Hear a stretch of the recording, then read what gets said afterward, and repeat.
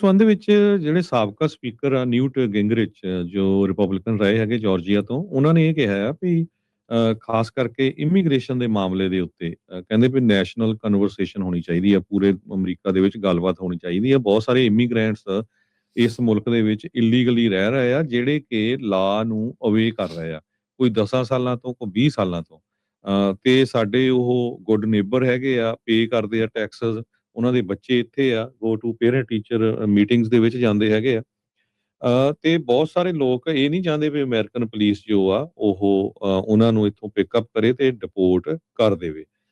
ਸੋ ਠੀਕ ਆ, ਕਹਿੰਦੇ ਵੀ ਹਾਂ ਉਹਨਾਂ ਨੂੰ ਸਿਟੀਜ਼ਨਸ਼ਿਪ ਨਾ ਦਿਓ, ਪਰ ਸਾਨੂੰ ਮਿਡਲ ਗਰਾਊਂਡ ਵਿੱਚ ਕੋਈ ਨਾ ਕੋਈ ਉਹਨਾਂ ਨੂੰ ਵਰਕ ਪਰਮਿਟ ਜਾਂ ਇਹ ਰਸਤਾ ਚੁਣਨਾ ਚਾਹੀਦਾ, ਜਿਹੜੇ ਕਿ ਇੰਨੇ ਸਾਲਾਂ ਤੋਂ ਟੈਕਸ ਦੇ ਰਹੇ ਆ, ਲਾ ਅਵਾਇਡਿੰਗ ਹੈਗੇ ਆ, ਕਿਸੇ ਤਰ੍ਹਾਂ ਦਾ ਉਹਨਾਂ ਦਾ ਬੈਡ ਰੈਕਡ ਨਹੀਂ ਹੈਗਾ।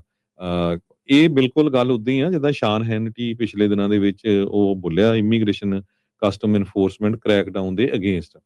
ਉਹਨਾਂ ਨੇ ਕਿਹਾ ਵੀ ਆਈਸ ਪਰਫੈਕਟ ਤਾਂ ਨਹੀਂ ਆ, ਪਰ ਉਹ ਬੈਟਰ ਜੌਬ ਕਰ ਸਕਦੀ ਆ, ਪਰ ਜਿਸ ਹਿਸਾਬ ਦੇ ਨਾਲ ਹੋਮ ਡੀਪੂ ਜਾਂ ਹੋਰ ਰੈਸਟੋਰੈਂਟਸ ਉਹਨਾਂ ਦੇ ਉੱਤੇ ਛਾਪੇ ਮਾਰ ਕੇ ਲੋਕਾਂ ਨੂੰ ਚੱਕ ਰਹੀ ਆ, ਉਹ ਬਿਲਕੁਲ ਗਲਤ ਹੈਗੀ ਆ।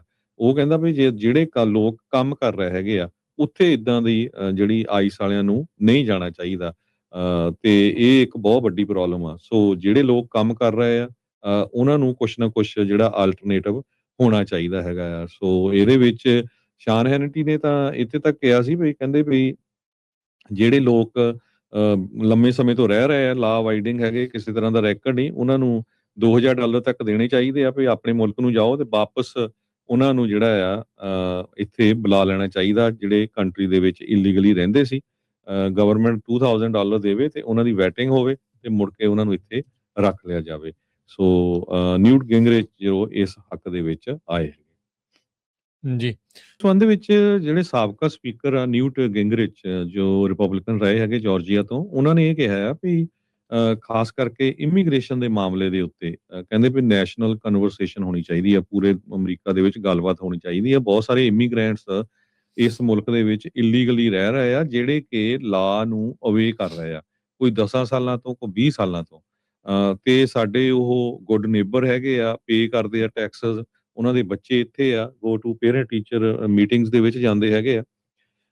ਤੇ ਬਹੁਤ ਸਾਰੇ ਲੋਕ ਇਹ ਨਹੀਂ ਚਾਹੁੰਦੇ ਵੀ ਅਮਰੀਕਨ ਪੁਲਿਸ ਜੋ ਆ ਉਹ ਉਹਨਾਂ ਨੂੰ ਇੱਥੋਂ ਪਿਕਅਪ ਕਰੇ ਤੇ ਡਿਪੋਰਟ ਕਰ ਦੇਵੇ।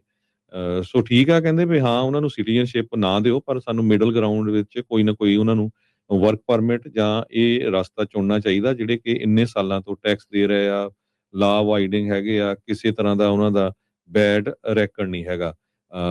ਇਹ ਬਿਲਕੁਲ ਗੱਲ ਉਦਾਂ ਹੀ ਆ ਜਿੱਦਾਂ ਸ਼ਾਨ ਹੈਨਟੀ ਪਿਛਲੇ ਦਿਨਾਂ ਦੇ ਵਿੱਚ ਉਹ ਬੋਲਿਆ ਇਮੀਗ੍ਰੇਸ਼ਨ ਕਸਟਮ ਇਨਫੋਰਸਮੈਂਟ ਕ੍ਰੈਕਡਾਊਨ ਦੇ ਅਗੇਂਸਟ। ਉਹਨਾਂ ਨੇ ਕਿਹਾ ਵੀ ਆਈਸ ਪਰਫੈਕਟ ਤਾਂ ਨਹੀਂ ਆ, ਪਰ ਉਹ ਬੈਟਰ ਜੌਬ ਕਰ ਸਕਦੀ ਆ, ਪਰ ਜਿਸ ਹਿਸਾਬ ਦੇ ਨਾਲ ਹੋਮ ਡੀਪੂ ਜਾਂ ਹੋਰ ਰੈਸਟੋਰੈਂਟਸ ਉਹਨਾਂ ਦੇ ਉੱਤੇ ਛਾਪੇ ਮਾਰ ਕੇ ਲੋਕਾਂ ਨੂੰ ਚੱਕ ਰਹੀ ਆ, ਉਹ ਬਿਲਕੁਲ ਗਲਤ ਹੈਗੀ ਆ। ਉਹ ਕਹਿੰਦਾ ਵੀ ਜੇ ਜਿਹੜੇ ਲੋਕ ਕੰਮ ਕਰ ਰਹੇ ਹੈਗੇ ਆ, ਉੱਥੇ ਇਦਾਂ ਦੀ ਜਿਹੜੀ ਆਈਸ ਵਾਲਿਆਂ ਨੂੰ ਨਹੀਂ ਜਾਣਾ ਚਾਹੀਦਾ। ਤੇ ਇਹ ਇੱਕ ਬਹੁਤ ਵੱਡੀ ਪ੍ਰੋਬਲਮ ਆ। ਸੋ ਜਿਹੜੇ ਲੋਕ ਕੰਮ ਕਰ ਰਹੇ ਆ ਉਹਨਾਂ ਨੂੰ ਕੁਛ ਨਾ ਕੁਛ ਜਿਹੜਾ ਆਲਟਰਨੇਟਿਵ ਹੋਣਾ ਚਾਹੀਦਾ ਹੈਗਾ ਆ। ਸੋ ਇਹਦੇ ਵਿੱਚ ਸ਼ਾਨ ਹੈਨਟੀ ਨੇ ਤਾਂ ਇੱਥੇ ਤੱਕ ਕਿਹਾ ਸੀ ਵੀ ਕਹਿੰਦੇ ਵੀ ਜਿਹੜੇ ਲੋਕ ਲੰਮੇ ਸਮੇਂ ਤੋਂ ਰਹਿ ਰਹੇ ਆ, ਲਾ ਅਵਾਇਡਿੰਗ ਹੈਗੇ, ਕਿਸੇ ਤਰ੍ਹਾਂ ਦਾ ਰੈਕਡ ਨਹੀਂ, ਉਹਨਾਂ ਨੂੰ $2000 ਤੱਕ ਦੇਣੇ ਚਾਹੀਦੇ ਆ ਵੀ ਆਪਣੇ ਮੁਲਕ ਨੂੰ ਜਾਓ ਤੇ ਵਾਪਸ ਉਹਨਾਂ ਨੂੰ ਜਿਹੜਾ ਆ ਇੱਥੇ ਬੁਲਾ ਲੈਣਾ ਚਾਹੀਦਾ, ਜਿਹੜੇ ਕੰਟਰੀ ਦੇ ਵਿੱਚ ਇਲੀਗਲੀ ਰਹਿੰਦੇ ਸੀ। ਗਵਰਨਮੈਂਟ $2000 ਦੇਵੇ ਤੇ ਉਹਨਾਂ ਦੀ ਵੈਟਿੰਗ ਹੋਵੇ ਤੇ ਮੁੜ ਕੇ ਉਹਨਾਂ ਨੂੰ ਇੱਥੇ ਰੱਖ ਲਿਆ ਜਾਵੇ। ਸੋ ਨਿਊਟ ਗਿੰਗਰਿਚ ਜੋ ਇਸ ਹੱਕ ਦੇ ਵਿੱਚ ਆਏ ਹੈਗੇ। ਜੀ, ਸੰਬੰਧ ਵਿੱਚ ਜਿਹੜੇ ਸਾਬਕਾ ਸਪੀਕਰ ਆ ਨਿਊਟ ਗਿੰਗਰਿਚ ਜੋ ਰਿਪਬਲਿਕਨ ਰਹੇ ਹੈਗੇ ਜਾਰਜੀਆ ਤੋਂ, ਉਹਨਾਂ ਨੇ ਇਹ ਕਿਹਾ ਆ ਵੀ ਖਾਸ ਕਰਕੇ ਇਮੀਗ੍ਰੇਸ਼ਨ ਦੇ ਮਾਮਲੇ ਦੇ ਉੱਤੇ ਕਹਿੰਦੇ ਵੀ ਨੈਸ਼ਨਲ ਕਨਵਰਸੇਸ਼ਨ ਹੋਣੀ ਚਾਹੀਦੀ ਆ, ਪੂਰੇ ਅਮਰੀਕਾ ਦੇ ਵਿੱਚ ਗੱਲਬਾਤ ਹੋਣੀ ਚਾਹੀਦੀ ਆ। ਬਹੁਤ ਸਾਰੇ ਇਮੀਗ੍ਰੈਂਟਸ ਇਸ ਮੁਲਕ ਦੇ ਵਿੱਚ ਇਲੀਗਲੀ ਰਹਿ ਰਹੇ ਆ, ਜਿਹੜੇ ਕਿ ਲਾ ਨੂੰ ਅਵੇ ਕਰ ਰਹੇ ਆ, ਕੋਈ 10 ਸਾਲਾਂ ਤੋਂ, ਕੋਈ 20 ਸਾਲਾਂ ਤੋਂ। ਤੇ ਸਾਡੇ ਉਹ ਗੁੱਡ ਨੇਬਰ ਹੈਗੇ ਆ, ਪੇ ਕਰਦੇ ਆ ਟੈਕਸਸ, ਉਹਨਾਂ ਦੇ ਬੱਚੇ ਇੱਥੇ ਆ, go to parent teacher meetings ਦੇ ਵਿੱਚ ਜਾਂਦੇ ਹੈਗੇ ਆ। ਤੇ ਬਹੁਤ ਸਾਰੇ ਲੋਕ ਇਹ ਨਹੀਂ ਚਾਹੁੰਦੇ ਵੀ ਅਮਰੀਕਨ ਪੁਲਿਸ ਜੋ ਆ ਉਹ ਉਹਨਾਂ ਨੂੰ ਇੱਥੋਂ ਪਿਕਅਪ ਕਰੇ ਤੇ ਡਿਪੋਰਟ ਕਰ ਦੇਵੇ।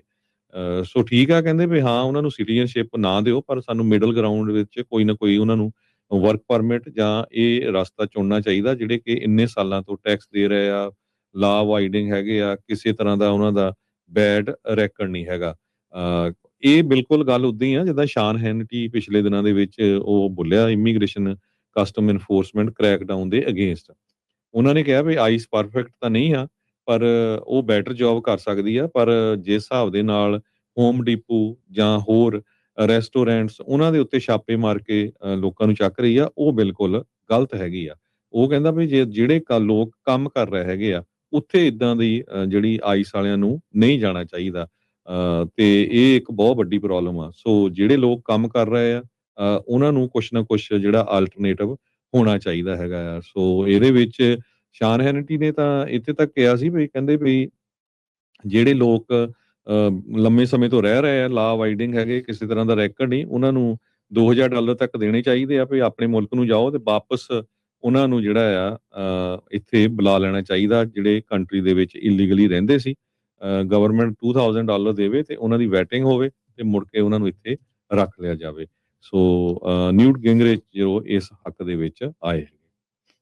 ਜੀ।